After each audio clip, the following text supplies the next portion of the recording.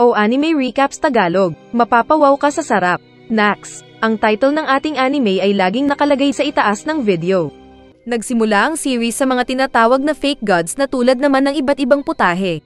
Mayroon pang may abnormal na siopaw at ang pinakabos nila ay isang matandang nalagas ang buhok at parang hindi kumain ng isang buwan.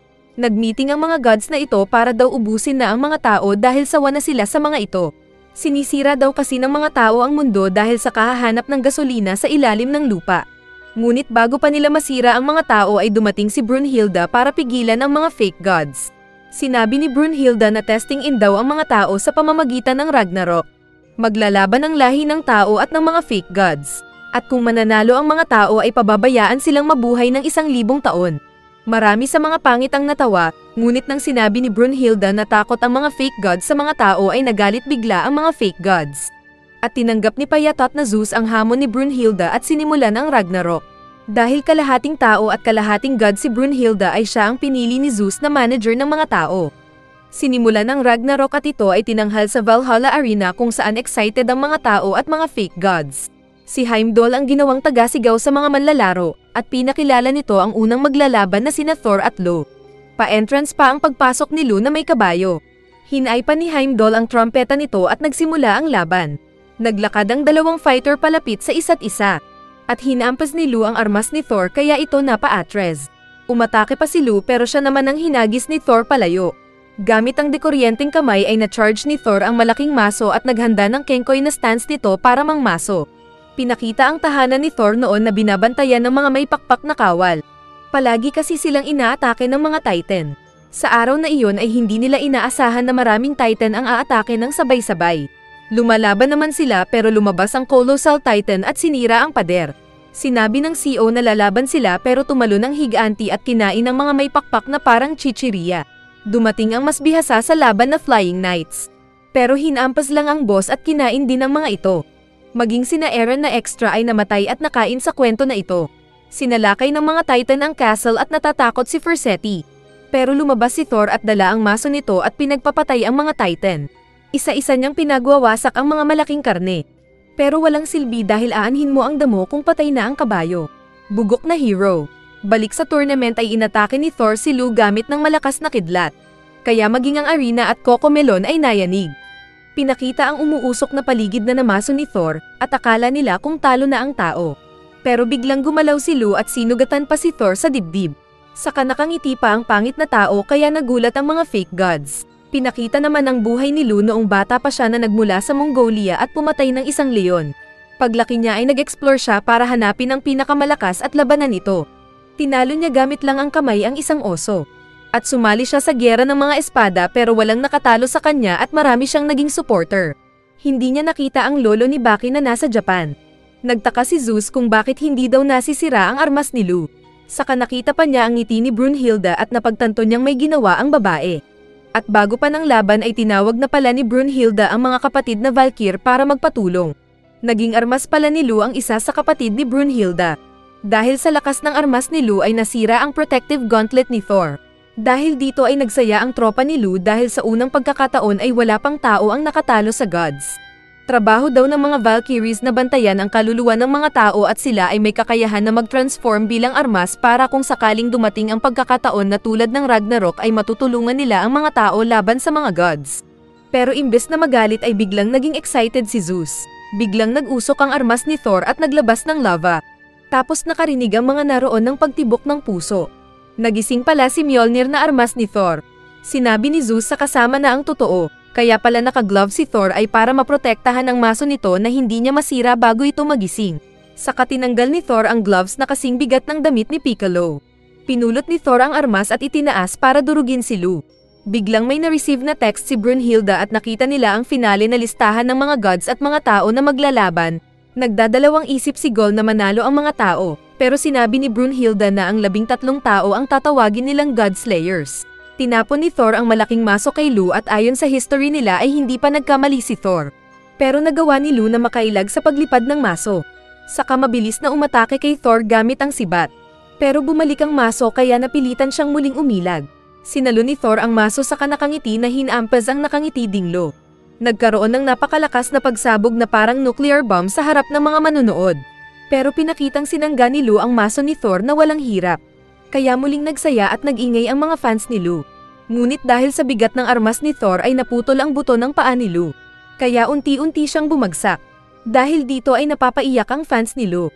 Mamasuhin na sana ni Thor ang kalaban pero biglang dumating ang kabayo ni Lu. Nagtaka ang mga manonood kung paano nakarating doon ang kabayo.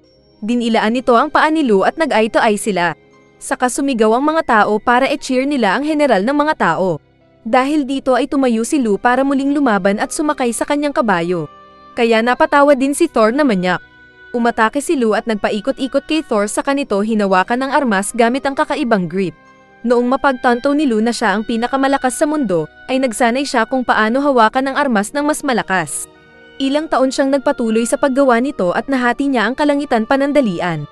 Excited din daw sina Thor at ang maso nito dahil sa kalaban na kakaibang tao. Umatake si Lu gamit ang Sky Eater technique na sinalubong ni Thor gamit ng pagmaso. Nagkaroon ng malakas na pagsabog. Saka ipinakita ang armas ni Lu na naitapon at bumalik sa pagiging babae. Maging si Lu ay naputol din ang dalawang kamay. Kinagat pa niya ang sariling kamay na tinapon. Saka natatawa pang umatake para kumagat. Pero minaso ni Thor ang ulo nito na naglaho. At opisyal na natalo ang mga tao at nanalo ang mga gods. Dahil sa pagkatalo ni Lu ay nagtagay na lang ng lambanog ang mga maskuladong tao, kasama ng higanti. Mag-e-exit na sana si Thor nang biglang sumigaw ang kabayo. At dahil wala nang silbi ang army kapag patay na ang kanilang boss ay umatake din ang mga ito para sundan si Lu. Pinigilan sila ni Heimdall pero sinabi ni Thor na pagbigyan ang mga ito. Saka din niya pinasabog ang lahat ng umatake at tigok silang lahat. Nadurog ang kanilang mga katawan na parang salamin. Saka pinaliwanag ni Brunhilde na hindi na sila makakabalik pa kahit kailan.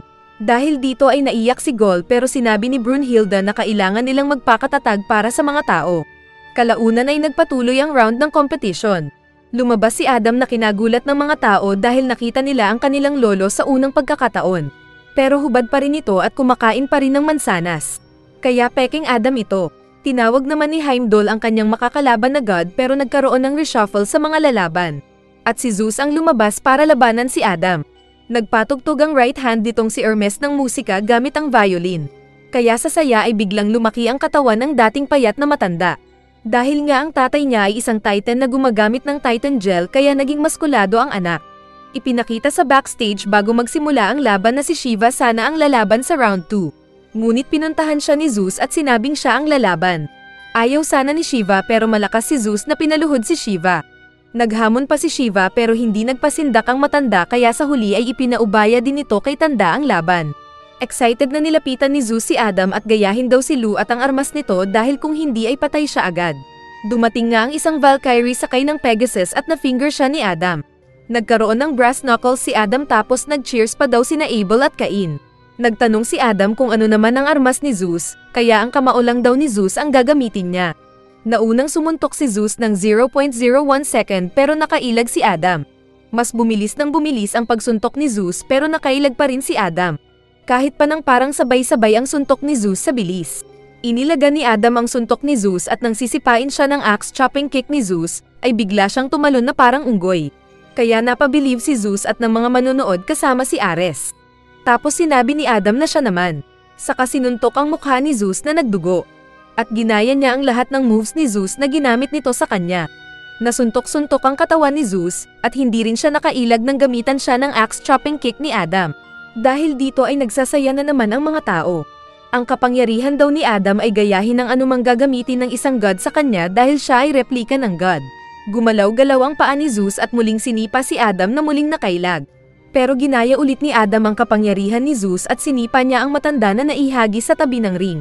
Tinawag ni Adam si Zeus na lolo at dahil nainis na ang matanda ay mas lumaki na naman ito.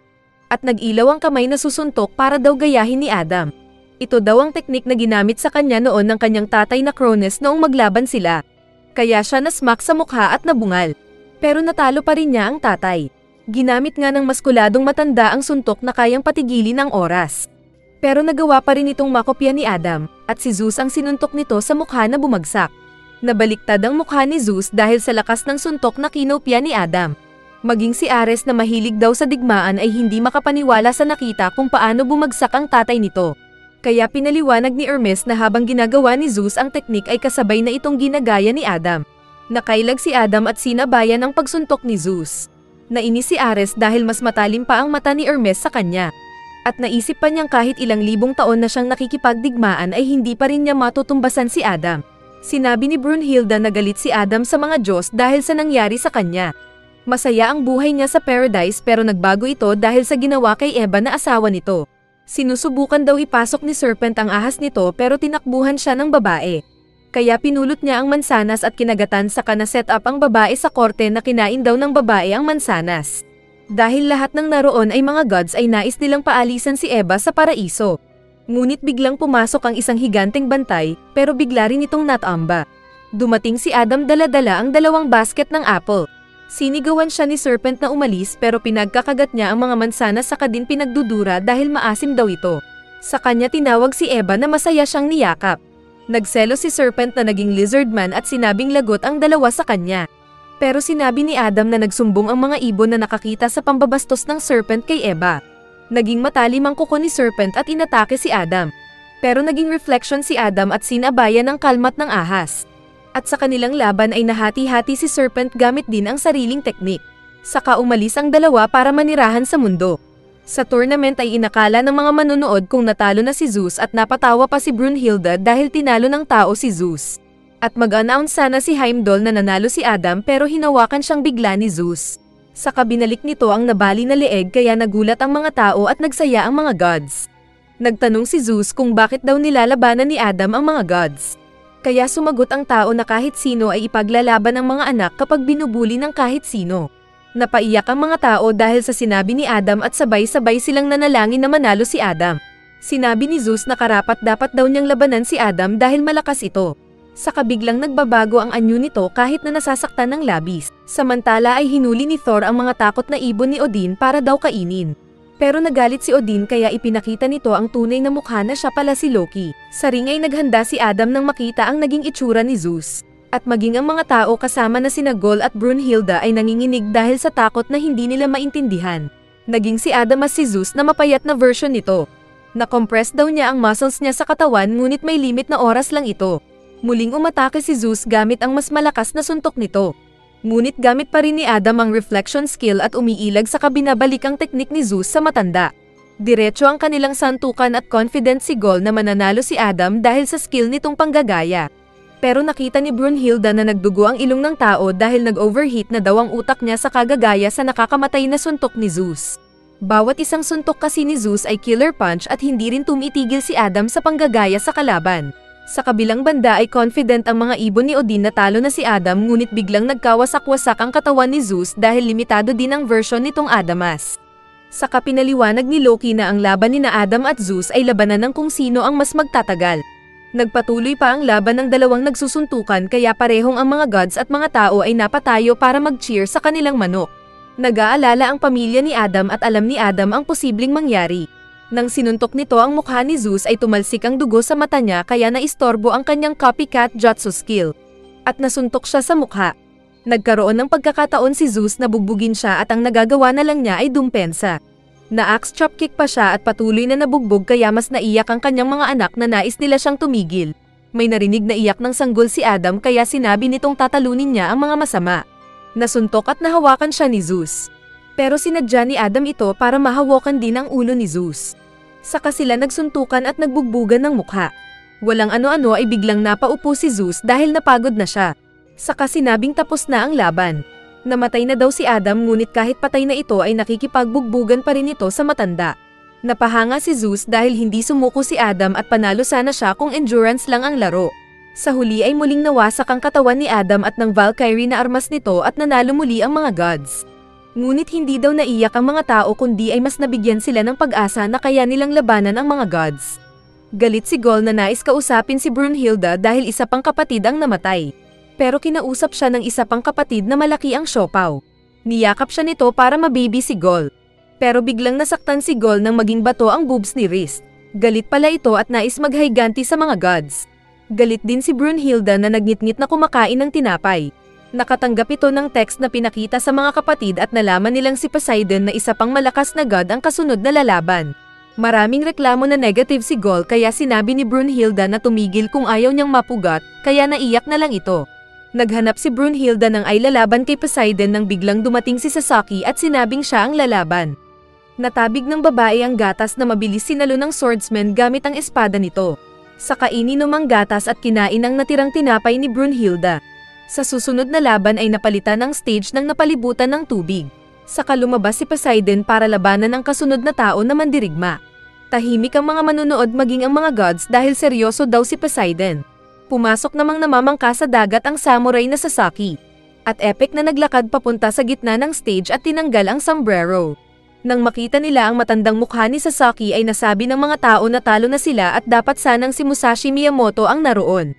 Ngunit nang pinatunog ni Sasaki ang espada ay nagulat ang mga nanonood dahil napagalaw pa nito ang tubig. Kaya sinira ni Musashi ang sinulat na 5 Pillars of Samurai at sinabing si Sasaki ang perfect swordsman. Nagsimula ang laban at tahimik lang na nakatayo ang dalawa. Sinabi ni Hermes na kahit sino at ano ang lumalapit kay Poseidon ay walang awa niya itong pinapatay. Umatake si Sasaki pero tinusok lang siyang parang isda sa dibdib. Pero sa utak lang pala niya ito. Kahit nakatayo sila doon ay maraming beses nang pinatay ni Poseidon si Sasaki sa kanyang utak. Kaya kahit hindi pa gumagalaw ay pinagpapawisan na ang samurai. Nakwento ni Brunhilde na dati na may 13 gods ngunit nabawasan ng isa. Dahil pinatay daw ni Poseidon ang kapatid nilang si Adamas na isa pang tagapagmana sana ng trono. Pinakita ang nakaraan na nagagalit si Adamas dahil si Zeus ang nais maging boss ng mga gods. Dapat sana ay siya dahil siya ang pinakamatanda sa kanila. Binalak niyang kunin ang loob ni Poseidon para suportahan siya. Pero sinabi ni Poseidon na kung god siya ay hindi niya kailangan ng army at mga balak. Nagalit si Adamas at inatake si Poseidon pero sinaksak lang siya ni Poseidon sa dibdib at tinapon na parang tae. At lahat ito ay kitang-kita ni Hermes, na kanya namang naikwento kay Ares. Sa ring ay biglang sinabi ni Sasaki na bilasan nila ang laban saka siya umupo at sinabing ayaw mamatay sa araw na iyon. Ipinakita ang nakaraan ni Sasaki na happy-go-lucky lang siya. Sa isang dojo ay binigyan siya ng dojo master ng kahoy na espada at naglaban sila. Pero naitapon ang espada ni Sasaki kaya siya sumuko na kinagulat ng lahat. Dahil dapat daw na bilang samurai ay lumalaban hanggang mamatay. Minsan habang nakabitin sa puno na nagsasanay ay nakakita siya ng rabbit at ginaya ang pagtakbo nito hanggang mahulog. Pinanood din niya ang ahas na kinain ng palaka na dinampot naman ng agila. At ito daw ang ginawa niyang pagsasanay. Muli siyang nagpunta ng dojo pero nagulat ang mga samurai doon dahil naging maskulado na siya. Lalabanan sana siya ng dojo instructor pero sinabi niyang natalo na niya ito sa utak. Nainis ang dojo instructor at aatake sana ng palo pero nakita nito kung paano siya natalo. Kaya yumuko ito na sumuko. Hinamon ni Sasaki ang master nitong matanda na kinatakot niya nang makita ang teknik. Hindi na siya nagpunta ng dojo pero isang araw ay binisita siya ng master. At sa loob ng tirahan nito ay nakita ng matanda ang mga training ni Sasaki. Kasama na ang mga tinalo nito sa isip na magagaling na swordsman. Nagpatuloy siya sa paglalakbay at sinubukan pang labanan ang iba pang malalakas. At kahit natatalo siya ay paulit-ulit niyang nilabanan ang mga ito sa utak. At nagpatuloy ang kanyang paglakas sa isip at teknik. Sa ring ay alam ni Sasaki na hindi siya pwedeng mag-surrender doon. Tumayo siya at umatake kay Poseidon ng taga. Nakailag si Poseidon pero bago siya masaksak ay muli siyang umatake at natabasan ang bangs ni Poseidon. Naalala ni Musashi ang araw na ginamit ito ni Sasaki sa kanya. At maging ng iba pa. Pinakitang cheeks ang espada ni Sasaki. Lumapit si Poseidon at pinagtutusok si Sasaki ngunit nagagawa ng tao na makailag. Dahil ito sa kakayahan niyang mang-analyze ng kalaban maging tao man o si Poseidon. Kaya kabisado na niya ang ilang pag-atake ni Poseidon. Sumipol si Poseidon at umatake ito gamit ang pantusok. Pero nataman ang tagiliran ni Sasaki dahil sa bilis ni Poseidon at natamba ang tao. Kaya siya minura ni Poseidon at nagsigawan para mag-cheers ang mga god fans. Pero natigil sila nang tignan sila ng masama ni Poseidon. Sinabi ni Sasaki na dapat siyang matuwa dahil sinusuportahan siya ng mga kasama. Kaya nasabi ni Sasaki na nakaka-depress daw ang ugali ng kaharap. Kaya galit na umatake si Poseidon na tumalon at mula sa itaas ay pinagtutusok si Sasaki. Nasisira ang stage pero nagagawa pa ring mabasa ni Sasaki ang mga galaw ni Poseidon at tumatagal siya sa laban. Pero nang sinubukan niyang tagpasin si Poseidon ay nagpunta ito sa likod niya at tumusok, at buti na lang nakasangga pa siya. Patuloy siyang pinagsusundot ni Poseidon at feeling ni Sasaki ay nalulunod siya sa tubig. Ngunit ayaw niyang sumuko kaya lumangoy siya pataas. Nakailag ulit si Poseidon sa paghiwa niya. Kaya muli siyang umatake pero nagpunta ng likod niya si Poseidon at sinira ang espada gamit ang malaking tinidor nito. Nagulat at nalungkot sina Gol at Brunhilde dahil namatay ulit ang isa nilang kapatid. Maging ang mga tao at si Sasaki ay alam ng patay na siya. Pero hindi pwedeng sumuko ang lalaki sa laban na iyon at sinulyapan si Musashi. Ipinakita ang nakaraan ni Sasaki na nilabanan pala nito si Musashi sa isang isla. Pagkatapos niyang masugatan ito sa mukha ay masaya na siya at pwede na sana siyang sumuko. Pero dahil nag-enjoy siya sa laban nila ay pinagpatuloy niyang labanan ang pinakamagaling na swordsman. Kaya sa huli ay nahiwa siya ng ekis sa katawan na kanyang kinamatay. Sa ring ay sinabi ni Sasaki kay Poseidon na siguradong sa buong buhay nito ay wala siyang naging inspirasyong kahit sino at ano. Dahil ang mukha nito ay parang nalagyan ng glue at hindi na pwedeng magbago. Pinulot ni Sasaki ang nasirang espada at ginamit ang kakaibang teknik na ikinaluha pa ni Musashi at sinigaw ang pangalan ni Sasaki. Nag-ilaw ang dalawang espada na hawak niya patungo sa langit at nabuhay ang Valkyrie na dalawa ang pagkatao, saka naging dalawa ang espada. Hinamon ni Sasaki si Poseidon na labanan siya ng buong puso. Pero galit na umatake si Poseidon at naglaban nga sila. Nakita ng anak ni Musashi ang tatay sa posisyon ni Sasaki kaya napatanong ito sa ama. Sinabi ni Musashi na posibleng nilabanan siya ni Sasaki sa utak nito ng ilang libong beses at na-master na ni Sasaki ang ilan niyang teknik. Sa pakikipaglaban ni Sasaki ay nasa sabayan niya si Poseidon dahil gamit niya ang lahat ng teknik ng mga nakalaban na niyang mga samurai masters. At nasugatan pa niya ang mukha ni Poseidon na kinagulat ng mga nanonood. Kaya parang army ng mga swordsmen ang kalaban ni Poseidon. At unti-unting nagkaroon ng sugat ang katawan ni Poseidon. Nag-cheer ang mga tao at naisip ng mga gods na pwede din palang magdugo ang kinatatakutan nila. Muling nagsipol-sipol si Poseidon at ginawang gel ang dugo nito. Saka nagkamuscle at parang bala na tinusok ang balikat ni Sasaki. Napre-predict naman daw ni Sasaki ang paggalaw ni Poseidon pero hindi niya ito magawang iwasan kaya siya mas lalong nasugatan. Tapos ginamit pa ni Poseidon ang kanyang multiple attack na tusok. Nalulungkot si Sasaki dahil kung kailan inakala niyang naabot niya ang ilalim ng dagat ay may mas malalim pa palang bahagi. Nawawalan na siya ng pag-asa at tinanggap na matalo. Ngunit biglang nagpakita sa tabi niya ang kanyang dating master at ng iba pang mga swordsmen. Sinisigawan daw siya ng mga ito para ipagpatuloy ang laban at huwag sumuko. Kaya nagdesisyon siyang lumaban ng isa pang beses. Sinangga niya ang armas ni Poseidon at sinabing nais niyang matikman ang unang victory. Saka lumabas ang tunay niyang kakayahan na mabasa ang susunod na galaw ni Poseidon. Pinagtutusok pa siya ni Poseidon pero madali lang siyang nakailag at nalapitan si Poseidon. Nahati niya ang isang kamay ni Poseidon pero binalak siyang saksakin gamit ng isa pa pero naputol din ito. Ginamit naman ni Poseidon ang kagat pero inislice na ni Sasaki ang katawan niya. Kaya nabitawan ng god ang armas at naging karne ang katawan nito. Nakinashock ng iba pang mga gods pero kinatuwa ng mga tao dahil nanalo sila. Natamba ang katawan ni Poseidon na natalo at nasabi ni Sasaki na nais daw niyang ipagpatuloy na manalo. Saka nabasag din ang katawan ni Poseidon na naglaho. At opisyal na sinabi ni Heimdall na nanalo ang mga tao sa third round. Nagkaroon ng daan pabalik pero natamba si Sasaki dahil napagod. Sinalo siya ni Rist at sinamahan sa paglalakad. Nagmeeting ang mga gods kasama si Zeus. Sinabi ni Shiva na siya naman ang lalaban pero pinigilan ulit siya ni Zeus. Nagsimula ang round 4 at muling nagiba ang setting ng arena. Naging sa London ito para daw sa advantage ng mga tao. Saka pinakita ang bagong mandirigma ng mga tao na si Jack the Ripper. Pero ayaw siya ng mga tao. Tinawag din ng kalaban niyang nakakabayo na walang iba kundi si Hercules. Excited ang mga tao pero natapos ang series. May kasunod pa ito na ipopost din natin kapag maraming manonood ng video na ito.